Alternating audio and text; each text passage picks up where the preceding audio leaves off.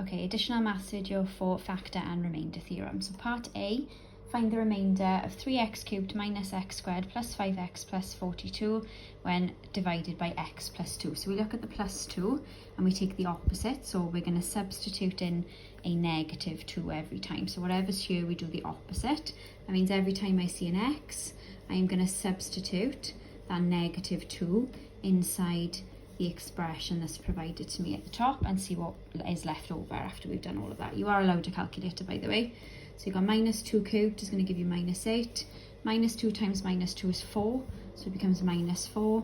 Take away 10 because you've got a plus 5 multiplied by minus 2, and then add in 42 in there. So let's simplify this down. So I've got 3 times minus 8, so that's minus 24, minus 4, minus 10, and that's plus 42. Simplifying it, got minus 28, take away another 10 is minus 38, and then I'm adding 42. So think about the difference between those two things. So I'm on minus 38 in my number line, going back up 42, I do get a difference of 4 or plus 4.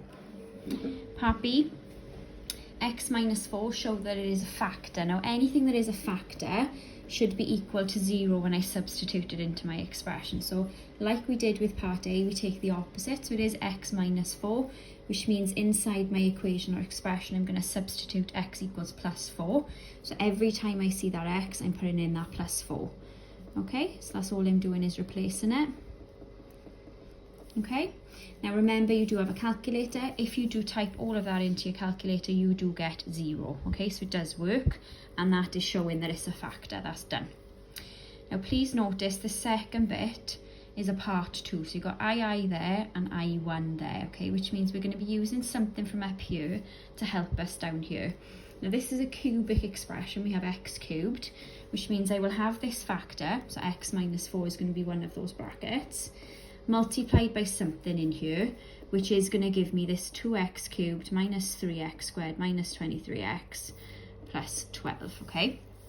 Now I do know this in here has to be a quadratic, has to be an x squared. X times by something needs to make that x cubed, okay? So that has to be a 2x squared at the front. If you think about those two bits, they are multiplying together to give you that 2x cubed, so that does work. Now we need to think about the end number. So I'm doing minus 4 times by something to make that minus 12. That has to be negative 3. Minus 4 times minus 3 does make plus 12. Now that leaves this middle section, and that's going to be something with an x attached to it, but we don't actually know what that something is yet. So we use a letter, and we tend to use the letter K.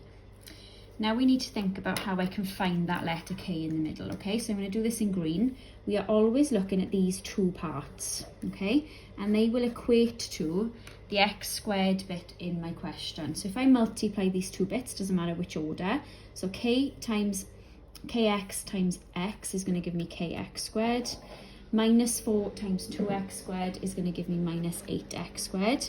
And that's equated to, put equal to the x squared term that's in my question.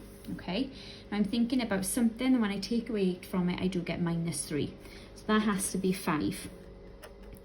Put that in and just check that that makes sense. Thinking about your number line also, if you were on 5 and take away 8, you do get negative 3. Okay, so that does work. Substituting now that back in, so I've got x minus 4, 2x squared, then I've got that 5 instead of the k, so 5x minus 3. Now I've got a quadratic expression. I need to factorise, put that into 2 brackets. Now you can use whatever method you want in order to factorise into 2 brackets. I'm going to use the quick method. So 2 numbers are multiplied together to make 2 are 2 and 1, so they go at the front. 2 numbers are multiplied together to make 3, well that's also a prime number, so that's just 3 and 1. Then I'm thinking about which order I can put them in to make a plus 5. So if I put 3 there and 1 there, and thinking about these two bits. So 2 times 3 is going to give me 6, and that's 6x.